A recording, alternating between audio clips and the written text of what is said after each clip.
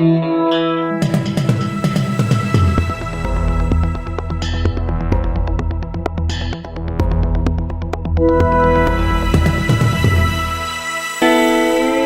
welcome back to the Batuta Advocate Radio Show. It is Christmas time, and we're very, very excited to finish the year with one of the bigger guests that we've had over the last few months. We've had a lot of different people. We've had artists, we've had musicians, we've had all sorts come on here. We've had politicians.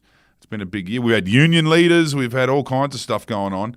And this is the podcast that everyone, I guess, will be listening to as they head off on the Christmas break. So we're happy to lock in today's guest as we have. Now, in Australia as a country is a pretty young one, but we have a lot of old institutions in Australia. A lot of sporting or political or business kind of institutions have been around almost as long as the country. And for as long as the country has been around, most of these institutions the power brokers are often based down south. Melbourne, Victorians or Sydney-siders or indeed Canberra. But every now and then, when our institutions start to falter, we have to bring in these, I guess you'd call mercenaries, the military caste of Australian society. The Queenslanders, you'd compare them to the Punjabs of northern India or the Gurkhas in Nepal. The Queenslanders are often the ones that are brought down to bang everything into shape, to lead us to glory. We look at Kevin Rudd resuscitating the Labor Party in 2007. We look at Barnaby Joyce coming through to dignify the National Party under Turnbull. And we look at Cathy Freeman dignifying Australian track and field with that gold medal in the Sydney Olympics. Today's guest is one of those Queenslanders who has made a name and made a lot of people happy down south. Thank you for joining us today, Shane Richardson. Hi guys, how are you? Now, I hope I didn't gas you up too much there, but you do have a bit of a track record here, and we want to talk about the work you've done in rugby league in Australia. You've been involved with a few clubs, and you're currently, as we interview, the interim West Tigers CEO. Yes, mate. Yeah, I have. I've been rugby league. I've been fortunate. All my life played and then coached and then was administrator and then I've been at clubs, running clubs for 30 years in the NRL. So Cunnamulla, then Hull in England, then Penrith, and then South. So I had 17 years at South. So yeah, I've been very fortunate to be involved with the game I love.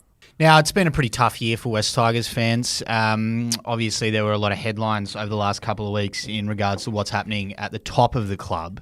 You coming in has been seen as quite a breath of fresh air and a somewhat of a relief for a lot of West Tigers fans who are seeing hope moving forward when there wasn't a lot in the last, few years. How did it come about, this job? Was this something that had been floated around for a little while, or has it kind of come about recently?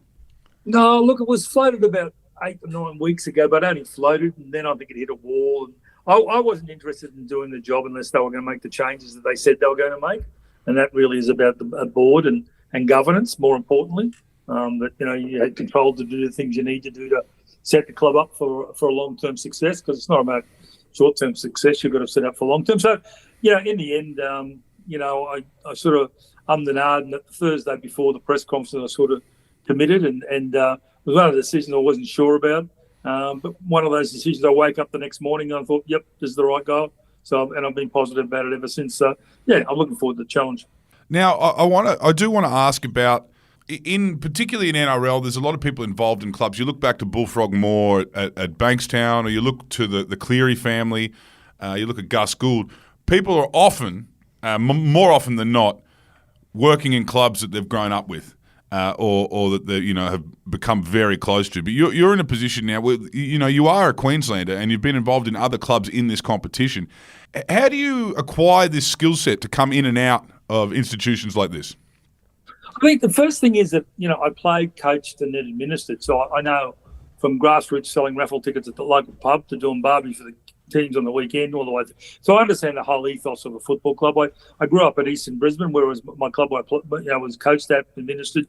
John Lang, I was the president, and John Lang was the coach when they brought us to Cunnamulla, and a crazy man called Peter Gow took the punt and took us down to Cunnamulla because he couldn't afford anybody else with the cheapest he could get. John came down by bus, so that'll give you some idea of how much money they had. But I think I got an understanding then. There's no difference between running a club in Brisbane like East, and people get carried away with running. And so there's a basic principle, I call it McDonald theories in running a club. The second thing about myself, because I had the football, I also had the business background, Bachelor of Commerce, and obviously I ran a finance company in Queensland, Australian Guarantee, for 13 years. So I had the ability to, I'm good financially, with good figures. So I'm one of the few guys that can probably combine both sides, the commercial side and the football side, because mostly nowadays you've got CEOs who are just commercial, and that's where you have a challenge with it. So I could run both sides, and I've always had to do that. And so I've married those skills together and brought the same principles that I brought to Cronulla, to Hull, to Penrith, and now on to South, and then on to West Tigers. The principles are the same. The situations are just different. What are those principles, and what does the McDonald's theory look like? Oh, it's very simple, mate. Look at the West Tigers. They're probably one of the easier rebuilds that I've been involved with, because at the end of the day, they've got a really strong financial backing with the Holman Barnes Group. They've got a magnificent new facility. They've got juniors, going as big as Penrith, really, but just not tapped into. And they've got an area of growth for membership and sponsorship and everything else bigger than any other club in the game, and an area in the Western City with 250. Now, I'm not giving you a picture about what I'm saying is there are all the positive sides. You've got a whole group of people who are working their asses off inside, but getting nowhere. It's not their fault. They're working their asses off, but they're getting nowhere. So you've got to change things from the top down, not from the bottom up. So corporate governance is crucial. The powers that are given to the CEO to make the changes are crucial. That's the governance. The relationship between yourself and the chair. I had a wonderful relationship with Nick Pappas for 17 years and Russell Crowe for 17 years, which enabled me to do my job and to get on with the coaches, Wayne Bennett, Jason Demetrio, etc., on the way through. So you've got that communication between the chair and yourself. Now it's going to be Barry and myself, Barry O'Farrell, and myself and Benji. That's already started. And then from there, you have a structure put in place that's clean and simple to communicate and understand. It's not about spending more money. In fact, one of my great sayings is that, you play just as well on rump steak as you do on fillet. Yep. We've been living on fillet for a while, and it hasn't been that good for us. We've got a bit of indigestion at the moment. So, I certainly think we'll cut that. So look, mate, I always worry when coaches or people in positions start telling me how complicated their job is. They only tell you that so they want more money or they can't do the job themselves. So it ain't that complicated to run a football club. But what I tell you can't do, and a lot of business people do it, they become involved with a football club and they have really good successful businesses, and they get sitting in a football club and then take their heads off and they put this huge pumpkin on. Yeah. And that's the way that they're just star fuckers, and they just continue on the way through about what they do instead of operating the business as they would operate their own business. Yeah. There is no difference. The only difference is this, and this is the biggest difference. It's highly emotional. Yeah. So you've got to try understand the emotion of fans and people, but take it out of your decision-making process. That's the simple part of it. Was your background in football part of being able to step back in terms of the emotion, or was that something you had to learn early on? Yeah, well, I learned it early on because even in Brisbane in the old days, we were talking about Fortitude Valley before and things like that. Like when you played in Brisbane Conference, you knew how to behave in a dressing room. You knew the feeling around the club, the culture, the way you selected teams, the power. I remember I took over as chairman at East. They had this antiquated rule that John Lang was the coach and I was the chairman, and they had this antiquated rule where the three people chose the team. So there's two selectors and the coach. So if two selectors voted against the player, and so I made myself chairman of selectors. So there was the coach, the chairman of selectors, and one other person. And at the first meeting, I said, I'm just telling you now, this is a very simple meeting because every time John Lang wants a team, I'm voting with him. Yep. So it's 2-1, no matter what. You back the coach. You've got to back the coach. And that's what you're going to do with Benji. So you learn about those because you've coached yourself. Yeah. And you know what it's like to have to deal with players dropping back or going up and the emotions. And so there's a whole range of things that aren't the same as a business. The principles are the same, but the emotion is so highly volatile. Now, we have different brands of rugby league in this country. You know what I mean? And you would have seen a lot of it in your travels, I guess. In fact, in the global, community of rugby league, you mentioned there your time in Hull, you would have seen different things. You would have seen that This Working Life in Northern England. You would have seen, you would have seen the rise, I guess, of the Pacific Revolution in your time in, Rabbitohs and Cunnamulla and indeed Penrith. But there's something there about that Western Queensland kind of edge that Wayne Bennett has, that we see in at least every premiership. There's one player with those kind of roots, whether it's, Capewell or any of the blokes coming out. Darren Lockyer. Yeah, Darren Lockyer, Matt Scott. Thurston, with the Toowoomba, and then, right back to Artie Beats and Charlie Frith. Tell us a little bit about your Western Queensland roots and how that informs you today in contemporary professional rugby league. Well, my old man was a stockman. He went to work at 13 at the back of Cunnamulla, and my mum was a cook, and that's where they met, much to my mum's parents' chagrin. Mm-hmm. So I grew up with the travel and the things you got to do to play footy as younger players. Did you play for the Rams, Cunnamulla Rams? Yeah, no. Well, in those days we had 4 teams in Cunnamulla. Actually, 4 teams. Yeah. It was quite funny. The Cunnamulla comp was a funny one because you had 4 teams playing in it, and you had 3 teams, and you had the Blackfellas team, the Murray team. Yeah. Which they weren't called in those days. Yeah. But because you had a 4-team comp, you could finish 4th and still win the Premiership. And they never won a game during the season, but they all come back for the finals and kick your ass every time. So I'm used to playing with the Indigenous players. What a wonderful group of players they are. So, and then my father became a meat worker. We moved all over Australia in his job, and from there to Kilcoy, to Oxley, to Launceston, to Aberdeen, all around. I had to go. So I went to 10 different schools in 12 years. So you were somewhat of an army brat, but a meatworks brat, yeah. Yeah, meatworks brat's a lot harder than an army brat, because who says there's some discipline in the army? There wasn't much discipline being the son of a meatworker and a meatworks, I can tell you. No, I don't imagine there was. I was hung on many hooks and thrown around. Digesters. Yeah, I'm sure. That was a tough life. The only thing I could do was play footy, so usually I got on side with most people pretty quickly because I was all right at football. And then, so from there you end up, I guess, in that part of Brisbane? Do you end up in East because that was your patch when you landed in Brisbane? No, originally I went to a private school. I went to scholarship to Ipswich Grammar. Yep. And so I went there as a boarder, and Dad was working. I come down from Kilcoy then to work at Oxley at the meatworks, the old meatworks there. So I went as a boarder there. I hated it. And I went to primary school at Corinda for 18 months with still good mates from there from when I was there. And then I went to Ipswich Grammar, and then I finished my school at Corinda High. So, and then I went on to university. So, geez, they've got a few stripes there, old Ippy Grammar. They've got Politis, they got Richo, they got George Miller. Difference is that I hated it. Yeah. A minute of it, so it wasn't really my favourite cup of tea. And I had to play rugby union there, so that's why I didn't play league in those days. Or I used to slip up the black butt a bit and play with my uncles at Kilcoy Black Butt, but which was much to the chagrin of the principal of the school who wanted me only playing rugby union on Saturdays. Yeah. But anyway, so that was the background there, and so I did pretty quickly to wherever I've been. And when you end up at East like that, what capacity? Are we talking player into coach, or were you always sniffing around administration? No, I was a coach. I played for the Monty Badgers at Kingfishers. Yeah. I played with Chris Close, and I made our debut season. I'll tell you who was a better footballer at the Monty Badgers at King. His father was a policeman in that. But the bottom line was I had a really good job in the Australian Guarantee, and coming into work with broken jaws and busted noses and all over the place. I was getting paid a lot more to work there than I was playing footy. So I made a decision at 27 to give up footy and coach. So I coached my first team under 17s at East, and then I coached Colts, and then I coached Ipswich. Then I coached in the North Queensland for brothers in first grade, and then I came back to East and coached reserve grade. So I've done a lot of coaching and working full time. And then I got in financial difficulty in the late 80s, and I took over as chairman while I was still running AGC. And I was chairman of selectors, chairman, and I was a reserve grade coach the first year. I was the most successful coach in 87. We won 2 games. The rest of the club wasn't great that year. So I got coach of the year at East for the 2 games. So I had all that background. I'd seen the good times, the tough times, the bottoms, the tops. I know what I prefer, but it held me in good stead. When you're selling raffle tickets every week, I only did 6 raffles at the game as a chairman of the game on Sunday, and if I hadn't sold them, I'd have to do them in the clubhouse afterwards.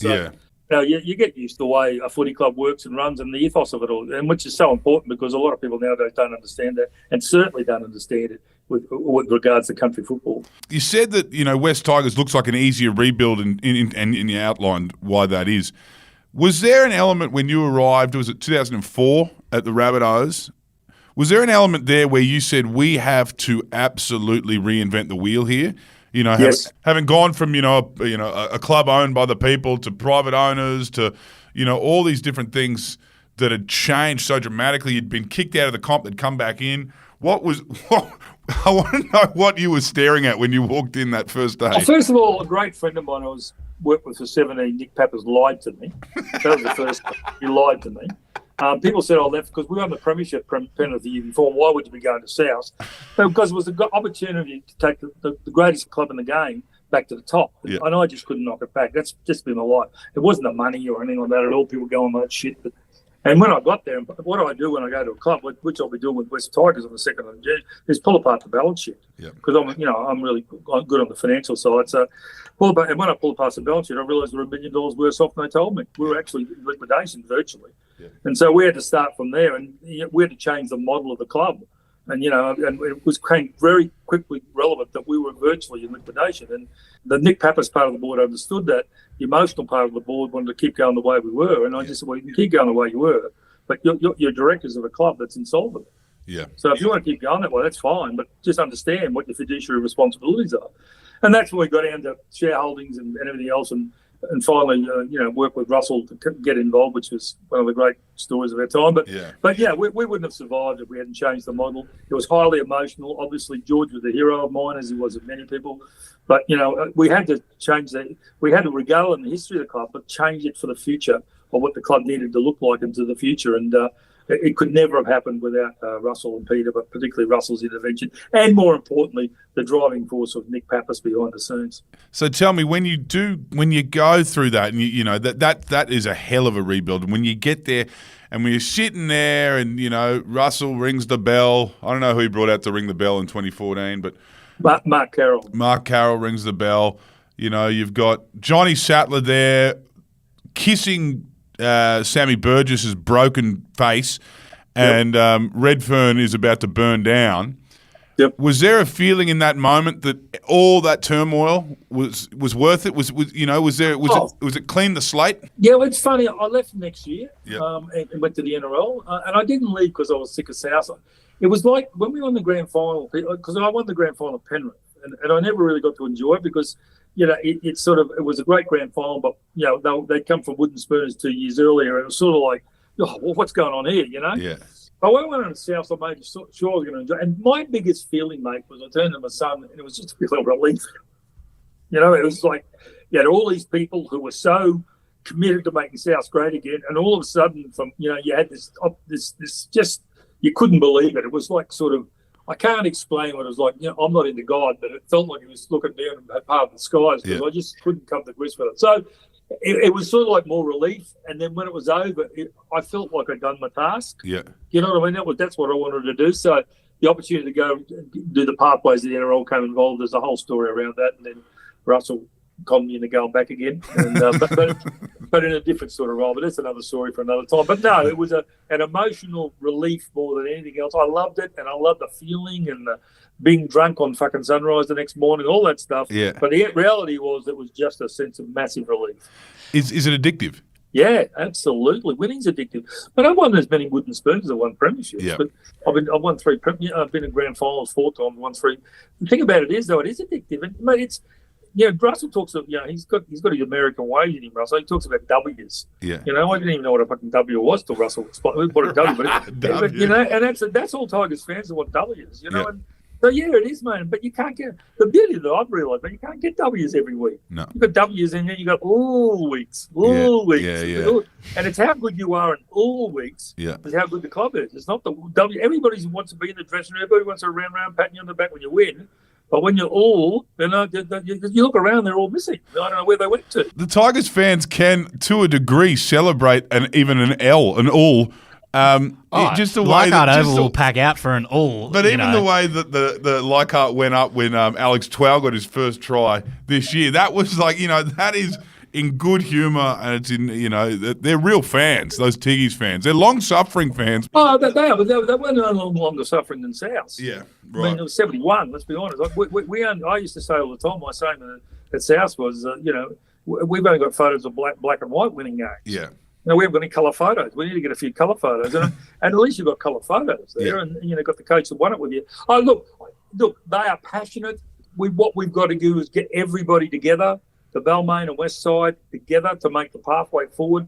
I always say, when every premiership you win, the receptionist's got to feel as good as the head coach. Yeah. Because they played the role of winning it. And that the only way you do that is by making the members and people, I don't like to talk about fans, I like them all become members, but members feel that they're really part of it. So all communication needs to go directly to them. You don't leak to the media, you give it to them first. You make them feel special. So when you get to a game and you lose, they don't mind, no fan minds losing. They want to go to the game thinking they're a chance of winning. That's the first thing. And the second thing, they want to leave the game thinking, geez, we had a dig today. Mm-hmm. We had a real dig today. And if this had gone our way, we could have. But, you've got to get to the stage where every week you're having a dig. Mm-hmm. If you have enough digs, you get out of the coffin. Yep. I wanted to. Yeah, so I better let Wendell, the long-suffering, very excited member, ask a few, nitty-gritty fan. What's your membership number, Wendell? What's your membership number? Look, 2005 was colour, but I wasn't very old, so it's a long time. Okay, back so it's not so much. This isn't questions from a member. These are questions from the Hill. Yeah, this is from the Hill. You spoke there about membership base and the identity, and it's such a thing in sport to have identity. You look at the recent pride in the area and the Penrith stuff, and obviously the identity of South Sydney, two clubs that you've been involved in. What do you see the potential identity being, or the identity of the West Tigers being moving forward? You see, identity is a funny thing. Roosters and Manly work on the principle they want everybody to hate them. Mm-hmm. South, from the word go, work on the principle that we want to be everybody's second team. We're the pride of the game, yeah. And we don't work on the basis that we used to work on when I first went to South, that really Redfern's, Rabbitohs, we proved by going out to Homebush. Well, we've got as many fans, and we've got more fans in the West now we had then. My point about it is, though, if you're a Tigers fan, it doesn't mean whether you live in Balmain, you live in Campbelltown, you live in Camden, you live in Brisbane, or you're a Tigers fan. Yep. And you're a Tigers fan, and membership's not just about paying for your season ticket. You'll have people out there spending more money on merchandise than the guys paying for a season ticket. Yep. You've got to treat them as members too. That's why South's got 32,000 of them. My point about it is, though, mate, is that you've got to create this thing of what is a Tigers fan, and what are we all about, and where do we go? And you do that by doing things, not by talking about them, by announcing strat plans. And what we did very firmly, both at Penrith and at South, and we're doing for Central Coast Mariners at the moment, and for Eastern Brisbane, we provide a community development program that's real, that's in schools, that's working on real things that matter to those schools and the regions and areas. And our players become part of that, not for money, because they want to actually do it. South Cares is the epitome of any plan within any sport in Australia. Panthers and the Prowls not far behind it. And we need to start getting ourselves involved in the community. We're doing stuff. That's what I said. We work really hard, but we're not identifying what feels like. The second thing is, mate, if you're going, one thing about me, mate, I've never had an original idea in my friggin' life. Yep. Not one original. I wish I had. I failed woodwork and metalwork. I couldn't even do a dovetail halving. You wouldn't even know what that is. But at the end of the day, what I do, mate, if I see a good idea, I steal it and I make it work. Yep. I can make good ideas. Most dreamers, they can't make the ideas. I steal them, and so we stole membership, made it work. Stole digital. We're the leader in the game in digital marketing. Both my sons are digital marketing freaks, but my son Brent is in partnership in the business with me, had 6 years with Google in New York. My other son Ben runs everything for South on the digital marketing side. So we're still, they're steeped in there, and I can't do an email. Yep. But the bottom line is, I know I can't do it, so I get the best. Yep. And I don't care if they want to take my job. I don't care if they're better than me. I couldn't give a rat's ass. I get the best of the people that I know that's needed to make the business better. So do you think removing that paranoia from your role, that exists in rugby league, almost like this mafioso kind of aspect that someone's going to knife you at any moment.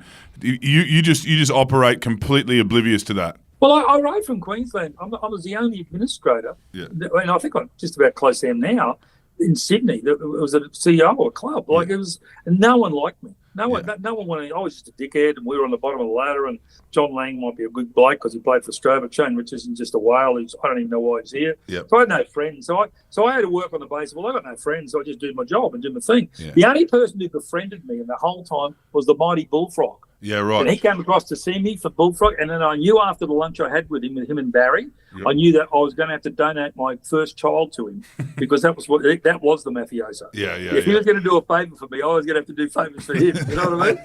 And that was the way Bulldog worked. It was very successful. But to be fair, we were friends till he's dead. So he was a good man in his own way. It's not my way, but in his own way. My point about it is, though, is that I don't work on any principle of what I don't worry about the NRL are doing. When I took over South, so we were they say, "Oh, you're so close to the Waratahs, and you're so close to Sydney FC, you're so close to the Roosters." I said, where do they build car yards? Why don't they build car yards 400 miles away from it? They build it in the same area because they're trusting that the job they're going to do will pull the fan to them. You don't worry about competition. Competition is good for. And I never set my goals on any NRL club. Or the NRL. We set South up based on the Sydney Swans and Collingwood. And it's the same here. The epitome of clubs, in my opinion, is South. Not just because I was there, but Blake Solly and Donato and the team over there are the epitome of where a club should be run, Nick Pappas and Russell. So what I'm saying, you take the best ideas, you install them, you don't worry about anybody stabbing you in the back, because I've had a million stabs in the back, mostly from the press over the years. But at the end of the day, you don't worry about it, mate. You just focus in on what you do. And I don't owe anyone favours, mate. I don't owe anybody favours. I don't owe any press any favours. I've got a few blokes who I admire in the press because they're the best writers, but I don't get leaked stories and special stories. With the player managers, there's a couple I'm not overly friendly with, but most of them I get on with. But once again, they don't dominate my club. I treat them fairly. I don't try and get on side with them so they can get like a lot of the managers do that infiltrate the clubs. I play firm, fair and polite across the... And so really being an outlier like I have been has been a huge advantage to me. Speaking of good ideas and best ideas, will you be bringing back the highly successful Tales of Tigertown documentary series, offering insights into the behind the scenes of the West Tigers? Maybe you lean on your experience with Russell Crowe. Mate, I had to live through the Book of Feuds. I mean, I couldn't do it again, So Russell's a lovely guy, and he loved to head to the club, but the Book of Feuds would kill me. You can't imagine every game we played. What was on the wall? The Book of Feuds. What we've done of it. So I just keep my big mouth shut on those things. And Tales of Tigertown, will be Benjamin, his puppies playing with his kids, not Tales of Tigertown. The answer is a very simple. They call me the abominable no man. That's what they call me. And the answer is no. It's not. Well, I do remember Russell's...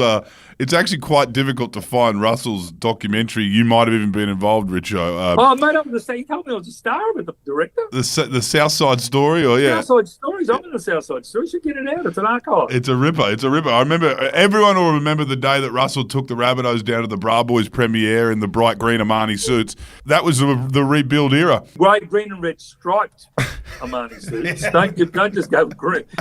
Striped Armani. Each one of those outfits cost $5,000. Well, I have to say... and I've got to say, John Sutton in a Armani suit is not one of the great sights of the time. He looked great. He'd never done a tie-up for a start. I spent about the first hour in preparation doing everybody's ties up. You mentioned before how people in your roles can get caught up in the star fucking. No one's had a greater opportunity to do a bit of star fucking than the bloke who's worked side by side with Russell Crowe for a couple of decades. How do you let that Russell's in that time Russell's basically nominated for a Academy Award for American Gangster, and all these things are happening. Gladiator, by the way, in terms of the cultural capital that Rusty has from Gladiator, he obviously can't go to a cafe. I know he does, but he really realistically cannot go to a cafe in Redfern. What's it like operating around that kind of aura? Russell's a funny guy, mate. Yeah, well, when I say he's a funny guy, he's a knock-around bloke, Russell. He's one of the few film stars that never moved out of Australia. I mean, he lives on his and he's a true farmer.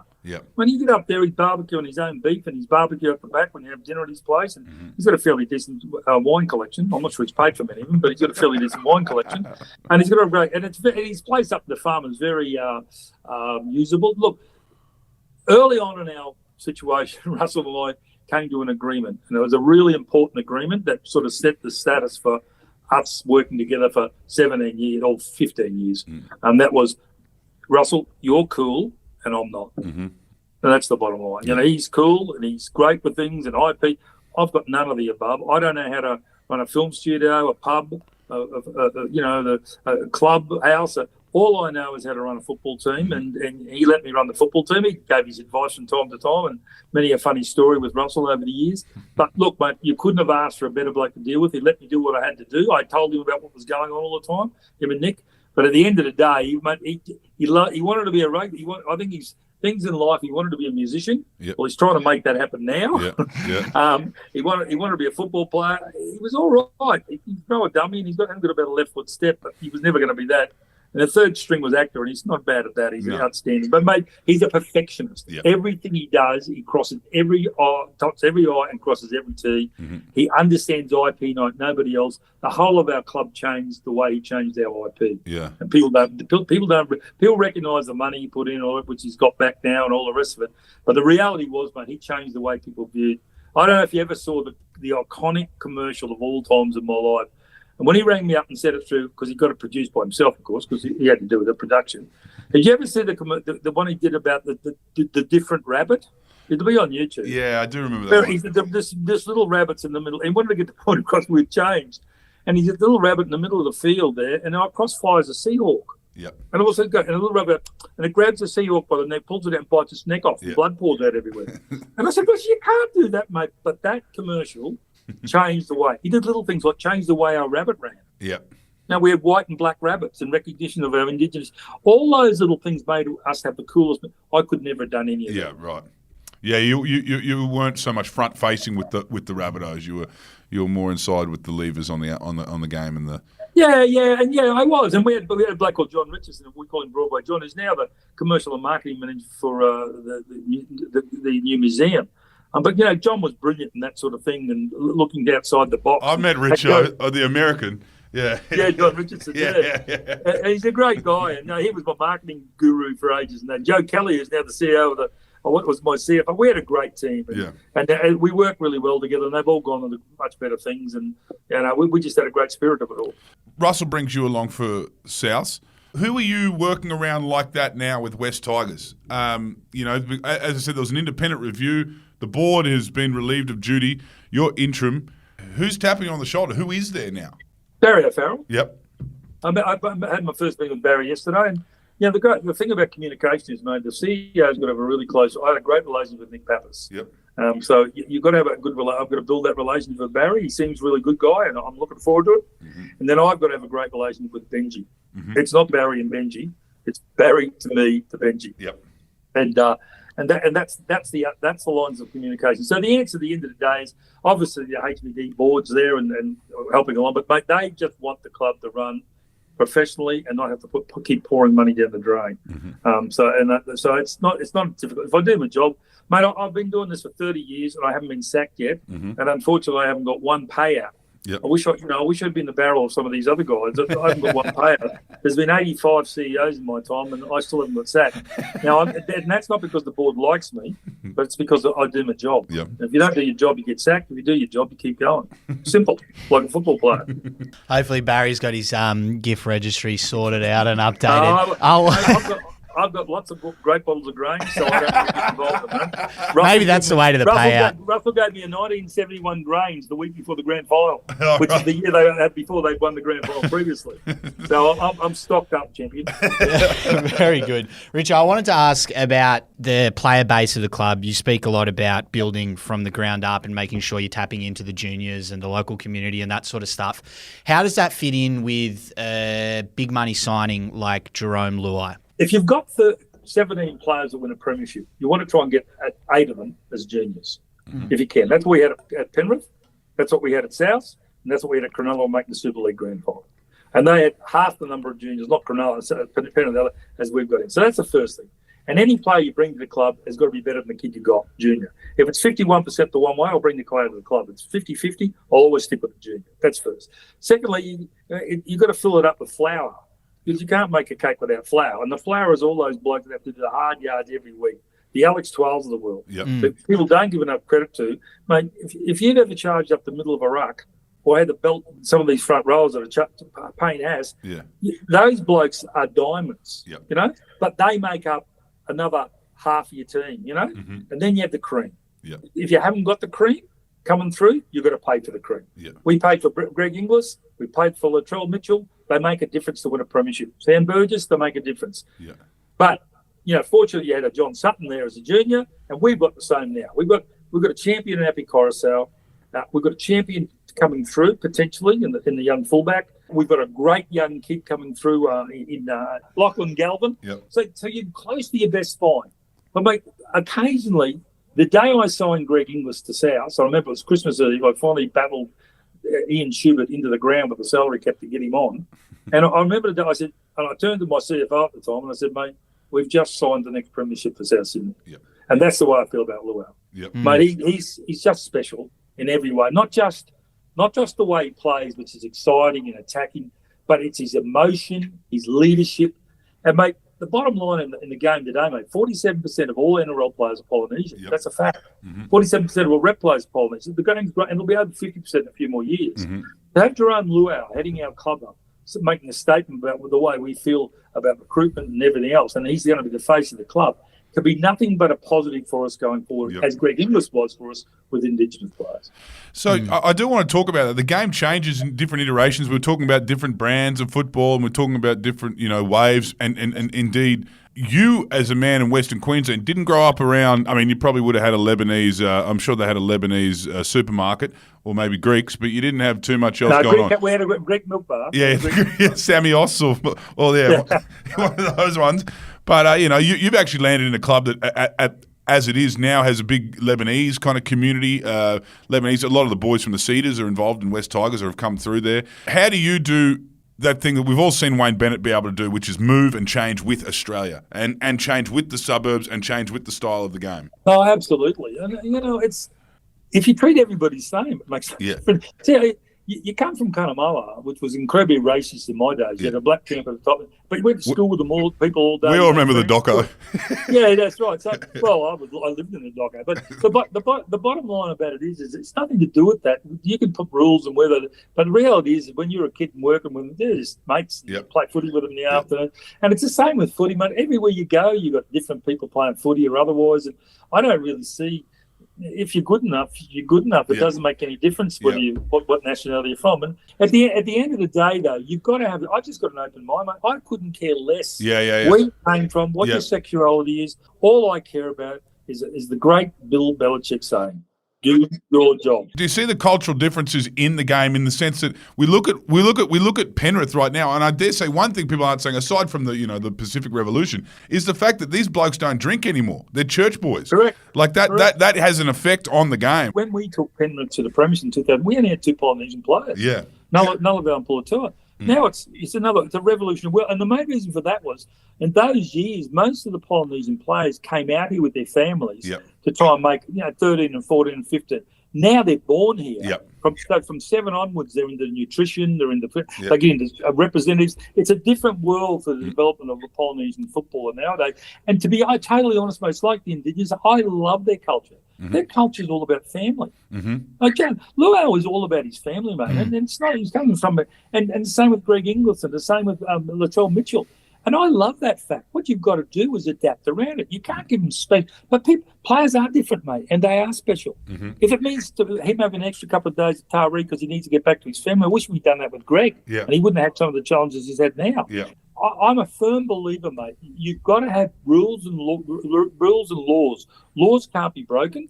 Rules can be manipulated as much as you want to be. Yeah, and we've come a long way since what would have been the pub out there in the Combsley Hotel. Is that what you're drinking with East? No. At East in Brisbane. Yeah. No. I was a Stones Corner boy. Oh, Stones Corner, I was a Stones Corner. Yeah, kidding. Combsley was up market.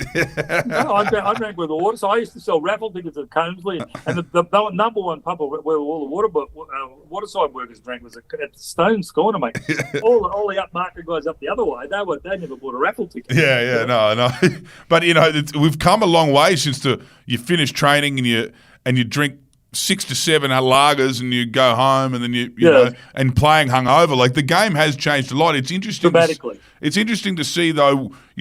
What happens inside the beast doesn't really change much, and you are a testament to that, I guess, Richo. What do you feel like when you walk in now? Like, are you at the point where you said you've had a lot of wooden spoons, you've had a fair few premierships as well. But when the phone rings, do you go, I'm ready to do it again? Is it exciting? You ready to start at this grassroots level? When it rings at 11 o'clock at night, I'm not as excited because I know there's nothing happens at a nightclub at 3 o'clock in the afternoon. Yeah, I think so, mate, because I think it's make sure you surround yourself with good people. But the excitement of, it's funny, mate. I hate game day. I don't drink at all. I don't drink during the day at all or anything. I don't lunch or anything, but I don't drink on game days at all. I come home, there was a famous thing written at Cunnamulla where I used to, a thing done by Boo Bailey with me eating fish fingers and with Chardonnay with my gut hanging out.